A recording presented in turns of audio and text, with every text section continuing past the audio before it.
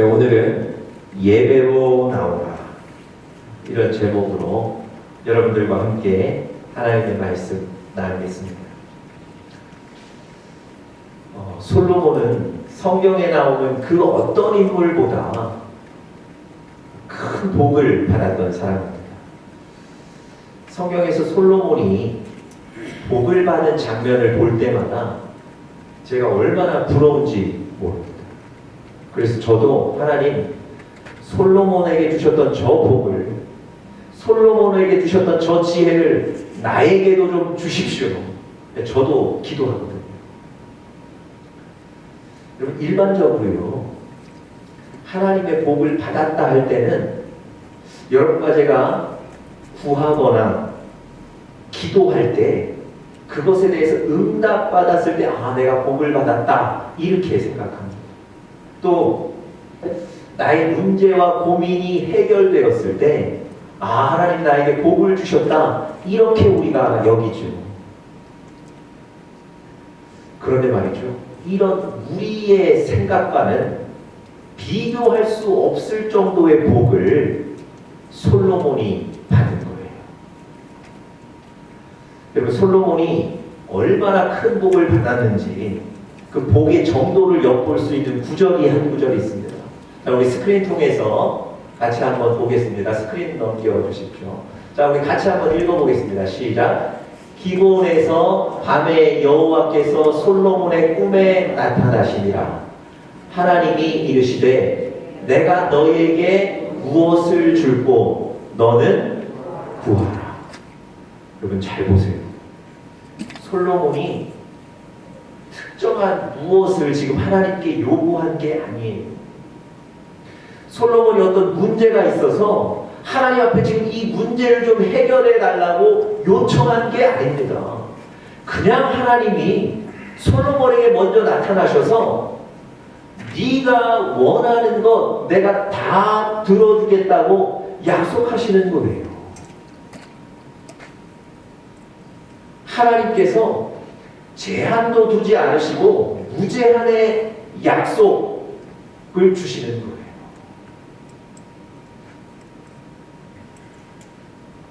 솔로몬이 먼저 구하지도 않았는데 하나님이 먼저 솔로몬을 찾아가셔서 네가 원하는 것은 무엇이든지 구하면 내가 응답할 것이다. 이 약속을 주시는 거예요. 여러분, 솔로몬이 받았던 복이 어느 정도인지 이해하시겠습니까? 할아버지 할머니들이 손주들 상점에 데려가시면 손주들이 잡는 것, 원하는 것, 가격에 관계없이 그냥 사주시는 경우들이 있죠. 물론 뭐 단순 비교는 어렵겠지만 마치 솔로몬이 받은 복이 이런 겁니다.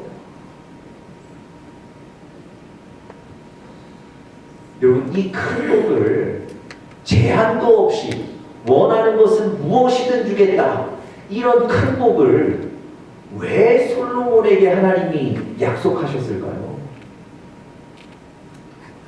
여러분, 바로 솔로몬이 드린 예배 때문에 그렇습니다. 하나님께서 솔로몬에게 이 약속을 주시기 직전에 어떤 일이 있었냐면요, 솔로몬이 21살에 다윗을 이어 왕의 자리에 올랐습니다. 여러분, 솔로몬은요 사실 왕이 될 만한 적법한 자격을 가진 사람이 아니었어요. 왜냐하면 다윗과 밧세바의 불륜 사이에서 태어난 아들이 솔로몬이거든요. 그러니까 이스라엘의 다윗을 이어서 왕의 자리에 오르기에는 무언가 부족했단 말입니다. 그런데도 불구하고 이 솔로몬이 왕의 자리에 올랐어요. 그럼 한번 생각해 보십시오. 여러 가지 부족함을 가지고도 왕의 자리에 올랐으니 당장 뭘 해야 되겠습니까? 자신의 이런 약점을 불식시킬 만한 어떤 능력과 성과를 보여줘야 되지 않겠습니까? 더군다나 21살이라는 어린 나이에 왕의 자리에 올랐기 때문에 왕의 권위를 지키기 위해서 뭔가 아주 좋은 정책도 좀 내놓고 개발해야 되지 않았겠습니까? 여러분, 왕의 자리에 오르자마자 이런 난관을 맞은 솔로몬이 가장 먼저 한 일이 무엇입니까? 일천번제라고 불리는 예배를 드린 거예요. 하나님 앞에 다른 어떤 걱정과 근심들 다 내려놓고요, 유능한 사람을 뽑는 일도, 아주 성과 있는 정책을 개발하는 일도 내려놓고 먼저 하나님 앞에 예배 드렸을 때 하나님이 그 예배를 보시고 바로 이 약속을 하신 거예요. 네가 원하는 것이 무엇이냐? 내가 다 주겠다. 여러분, 하나님이 예배를 이렇게 기뻐하시는 거예요. 하나님이 예배를 이렇게 귀하게 여기십니다. 예배에 성공하기만 하면요, 하나님께서 우리가 상상할 수 없는 복까지 더해 주시는 거예요. 오늘 우리가 드리는 예배가 바로 그런 예배가 되시기를 간절히 축복합니다. 그런데 여러분, 반대의 경우도 있습니다. 예배에 실패하는 경우도 있다는 거예요. 창세기 4장에 보시면 가인과 아벨이 하나님 앞에 예배드리는 기사가 나오는데요, 둘 사이는 형제입니다. 형제 사이입니다. 그런데 하나님께서 가인의 예배, 제사는 받지 않으시고요, 동생 아벨의 예배는 받으셨어요.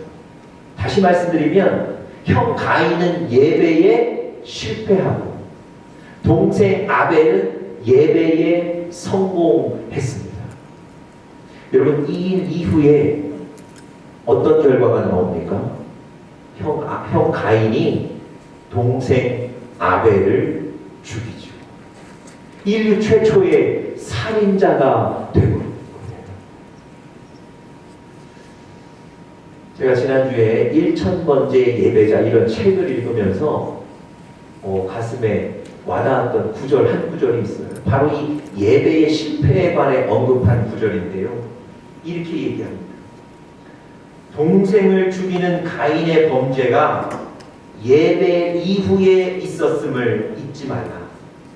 예배를 통해서 내가 변화되지 않으면 살인자가 되고 만다. 세상에서 가장 무서운 사람이 예배 드리고도 변화되지 않는 사람이다. 여러분, 가인도 예배를 드렸다니까요. 그런데 그 예배에 실패한 거예요. 그 이후에 악한 일을 행하는 사람으로 전락하고 말았다는 겁니다. 우리가 잘 알고 있는 철학자 니체라는 사람이 있습니다. 이 니체도요, 목사의 아들이었어요. 어렸을 때부터 예배를 드리고 자란 아들입니다. 예배가 무엇인지를 경험했던 아들, 예배가 무엇인지를 아는 사람이에요. 그랬던 그가 성인이 되어서 우리가 잘 아는 한마디 말을 남겼어요. 어떤 말을 남겼습니까? 신은 죽었다. 하나님은 죽었다는 거예요. 예배를 알았지만 예배에 성공하지 못하고 실패했던 그 니체, 하나님을 부정하게 돼요. 그리고 하나님을 멀리 떠나게 된다는 거예요. 그 사례가 바로 니체의 사례입니다.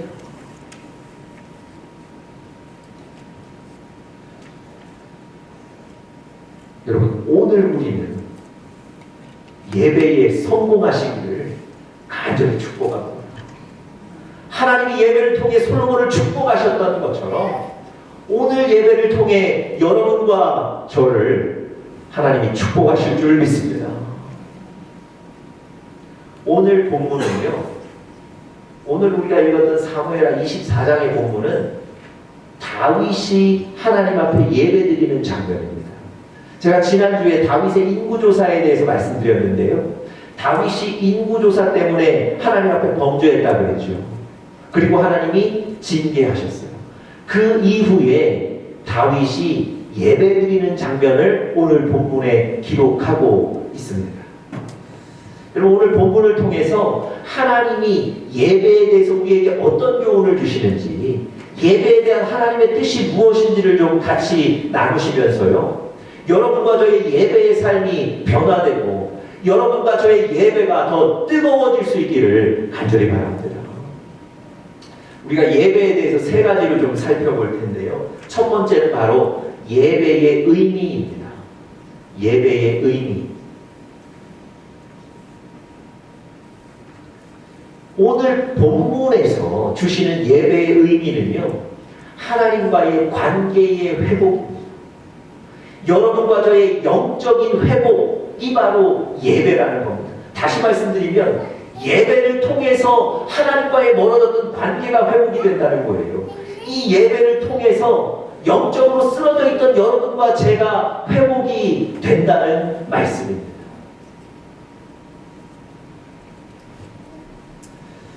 여러분 오늘 본문 보시면요, 다윗이 인구조사에서 범죄하고 하나님께 징계를 받는데 그 징계가 3일 동안 이스라엘에 전염병이 퍼지는 것, 그래서 며칠 못 돼서 7만 명의 사람들이 죽게 됩니다. 여러분 다윗이 지금 자기 죄 때문에 이런 일이 벌어졌잖아요. 죄책감을 느끼는 거예요.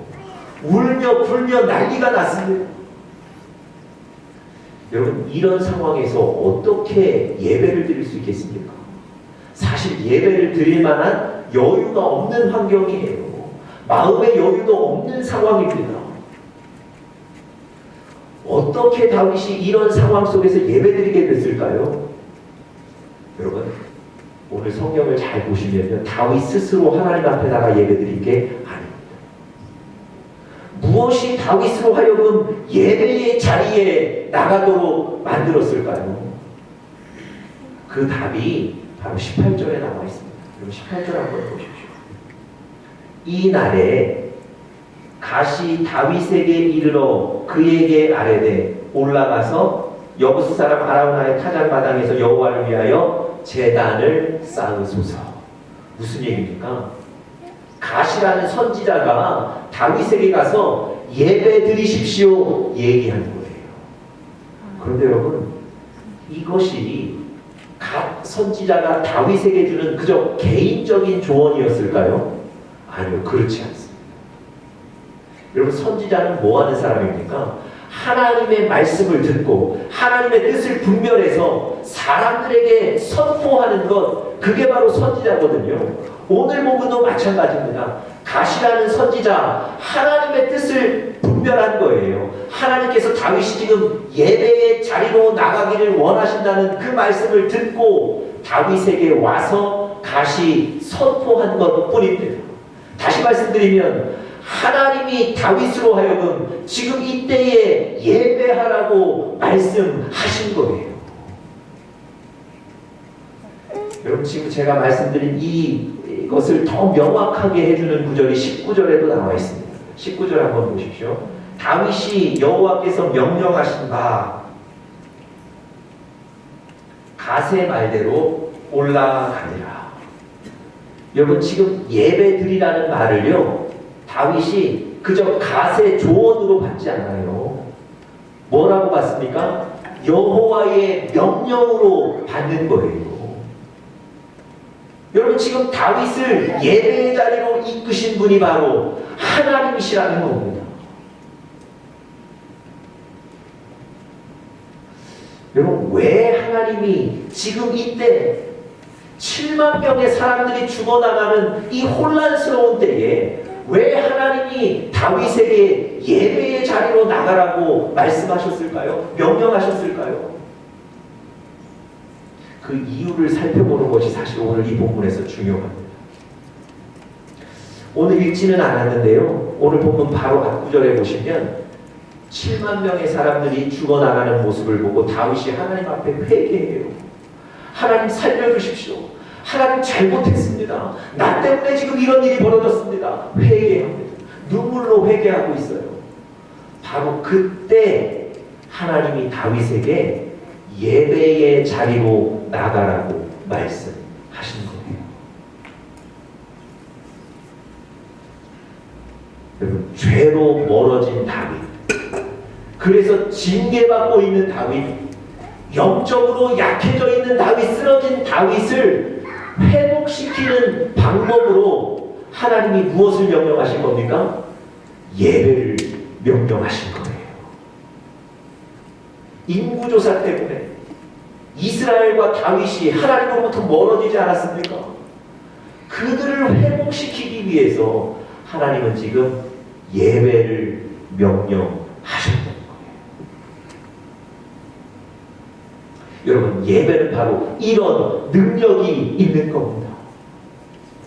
여러분, 우리도 영적으로 아주 연약해질 때가 있습니다. 우리도 하나님과 멀리 떨어져 있다는 느낌을 받을 때가 있어요. 사업과 직장과 가정의 어떤 어려운 문제들 때문에 신앙에 소홀해질 때가 많이 있습니다.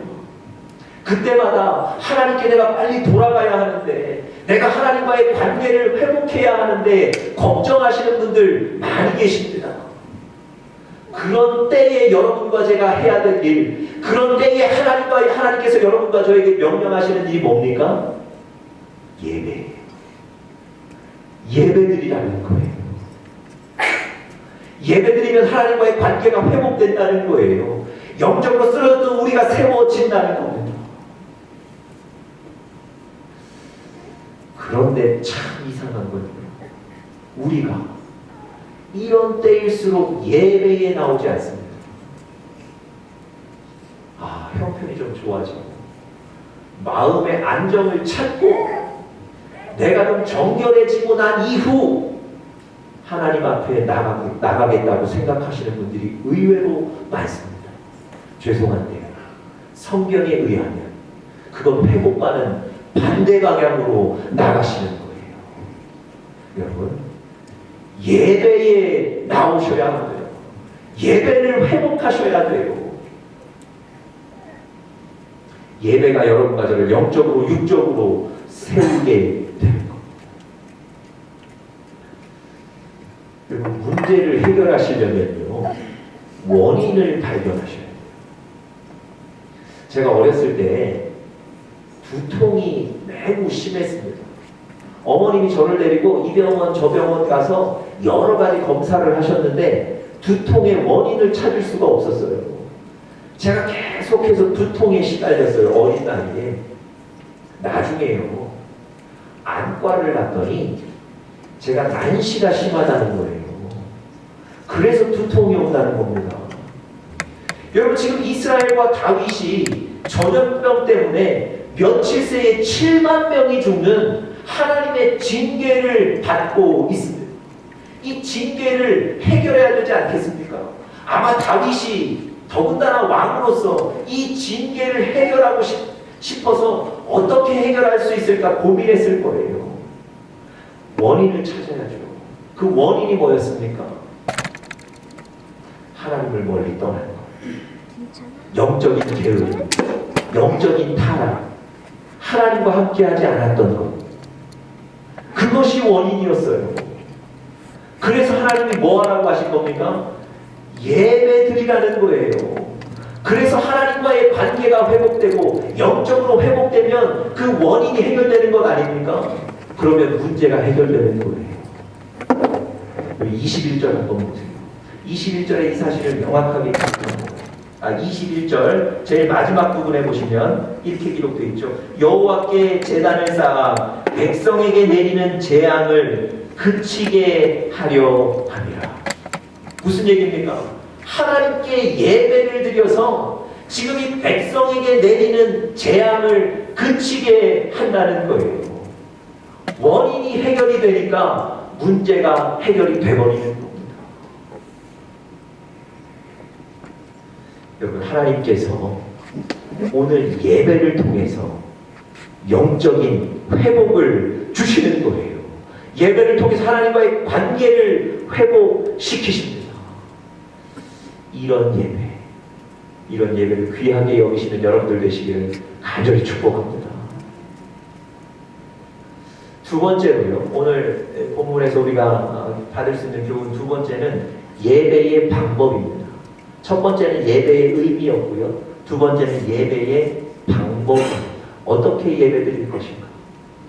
그럼 오늘 본문에 보시면 이런 얘기가 있어요. 하나님께서 다윗에게 예배 드리라고만 말씀해 주신 게 아니라 예배 드릴 특정한 장소까지 정해 주셨어요. 그것이 어디입니까? 아라우나라는 사람의 타작마당에 가서 예배 드리라는 거예요. 다윗이 그 말씀에 순종하고 아라우나라는 사람의 타작마당으로 올라갑니다. 여러분, 아라우나라는 사람이 갑자기 왕과 신하들이 자기의 집으로 오는 것을 보고 깜짝 놀라서 나가서 왕을 맞아요. 그리고 이렇게 묻습니다. 아니, 우리 집에 왜 오셨습니까? 다윗이 아라우나에게 이렇게 얘기합니다. 내가 너의 집 마당에서 예배를 드릴 것이다. 그리고 그 얘기를 듣자마자 이 아라우나가 이렇게 얘기합니다.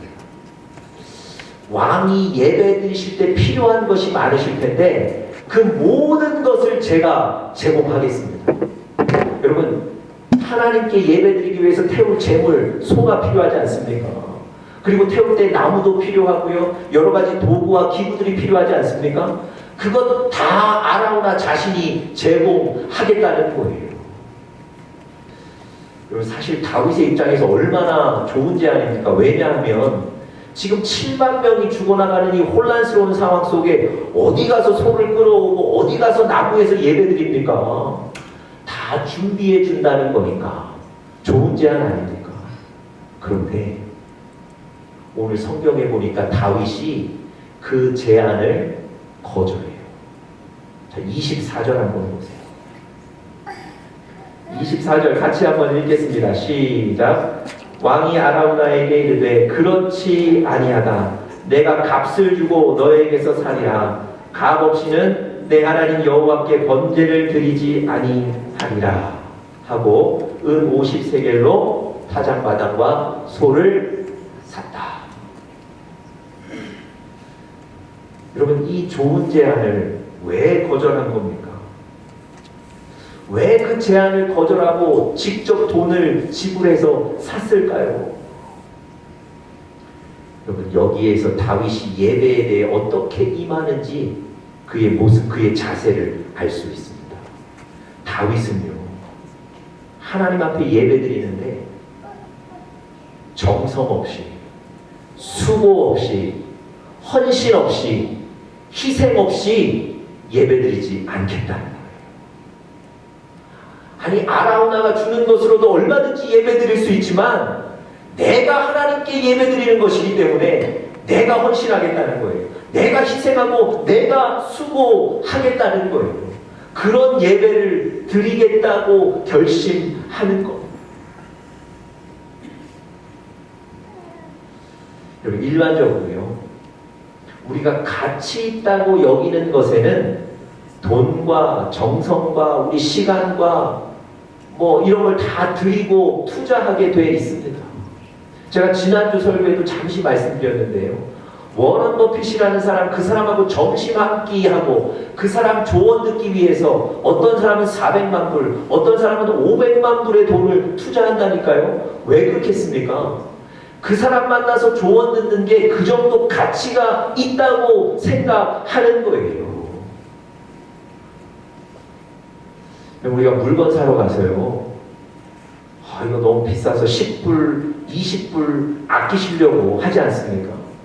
그런데 여러분, 몸에 좋은 식품, 몸에 좋은 약 발견하면 여러분 수백 불도 그 자리에서 투자하시지 않습니까? 왜 그렇습니까? 그 제품이 그 정도의 가치가 있다는 거예요. 그래서 아깝지 않은 거예요. 여러분, 예배는요, 숫자로 환산할 수 없는 가치가 있는 겁니다. 예배를 통해 하나님 만나면 인생이 변하는 거예요. 예배를 통해 하나님이 주신 말씀을 들으면 내 결정의 근거가 생기는 거예요. 그것 때문에 내 인생의 방향이 달라지는 겁니다. 오늘 다윗과 이스라엘처럼 예배로 말미암아 문제가 해결이 되는 거예요. 여러분, 그런 예배를 드리는데, 그 정도의 가치 있는 예배를 드리는데 여러분과 제가 수고해야 되지 않겠습니까? 그 예배를 통해 헌신하고 희생해야 되지 않겠습니까? 다윗이 땅과 소를 자신의 돈을 들여 사서 예배 드렸던 것처럼 여러분, 하나님께 여러분과 제가 예배 드릴 때 우리의 것을 드리는 희생과 헌신과 수고가 있기를 간절히 축복합니다. 그런 예배를 드리셔야 돼요.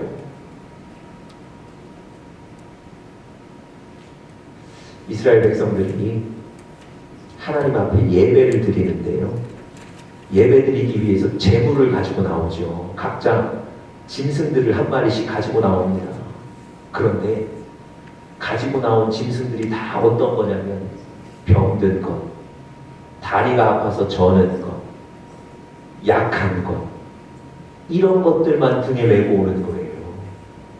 그러니까 쉽게 말씀드리면 하자가 있어서 팔지 못하는 짐승, 팔아도 얼마 못 받는 짐승, 그것들만 어깨에 메고 나오는 거예요. 어떤 의미일까요? 나 예배는 드리긴 드리는데 난 절대 손해보지는 않을 거라는 거예요.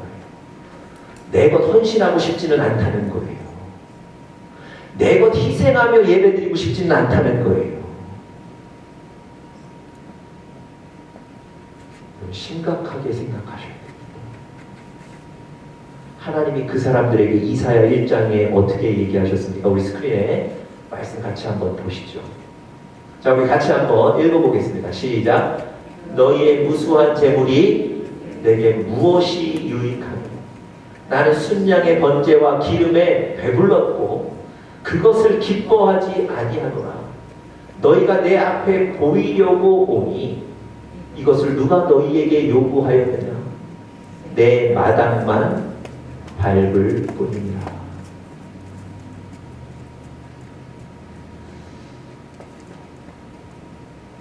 여러분, 그저 예배 드리러 나온 사람들에게 너 왜 왔냐고 하나님이 물으세요.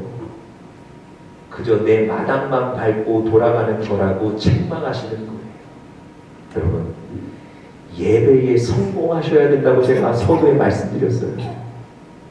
그 예배의 성공은 오늘 다윗처럼 나의 것을 희생하고 헌신하고 수고하고 정성껏 드리는 그 예배, 그것입니다. 그런 예배가 여러분과 저에게 있기를 간절히 축복합니다. 마지막 세 번째로요, 예배의 결과입니다. 첫 번째 예배의 의미, 두 번째 예배의 방법을 설명드렸고요, 세 번째 예배의 결과입니다. 아까 우리가 성경 읽었던 대로 25절에 보시니까 다윗이 예배 드렸을 때에 이스라엘 백성들에게 내렸던 재앙이 그쳤다고 성경이 기록합니다. 이스라엘 백성들 7만 명이 전염병 때문에 죽어나가는 그 재앙이 그친 거예요. 여러분, 이게 얼마나 큰 겁니까? 예배 때문에 문제가 해결되고 재앙이 그쳤다는 거예요. 그런데 여러분, 이건 그저 눈에 보이는 결과입니다. 이것보다 우리가 더 주목해야 될 결과가 있어요. 그게 뭡니까? 하나님이 예배를 기뻐하셔서 받으셨다는 거. 하나님이 그 예배를 너무 기다리셨고, 그래서 다윗의 예배를 받으시고 반응하셨다는 거. 이게 바로 예배의 결과, 우리가 주목해야 될 일. 25절 후반부에 이렇게 중반부에 이렇게 되어 있습니다. 번제와 화목제를 드렸더니 이에 여호와께서 그 땅을 위한 기도를 들으셨다. 잘 보세요. 번제와 화목제 예배를 드렸더니 이에 하나님이 그들의 그 땅의 기도를 들으셨다는 거예요. 무슨 얘기입니까? 하나님께서 그 예배를 기뻐하시고 받으셔서 예배를 통해서 그들의 기도한 것을 응답하셨다는 거예요. 예배와 하나님의 응답 사이에 인과관계가 있다는 것이 분명합니다. 의심의 여지가 없어요. 또 하나, 여러분과 제가 드리는 예배가 결코 헛되지 않다는 것을 꼭 기억하십시오. 여러분 예배 왜 드리십니까? 그저 우리 마음 편하자고 예배 드리시는 겁니까? 절대 그렇지 않습니다. 여러분 뭐 이렇게 큰 효과가 없는 약 드시고 그래도 내가 약 먹었으니까 괜찮을 거야 이렇게 마음속으로 자꾸 이렇게 생각하실 때 있죠.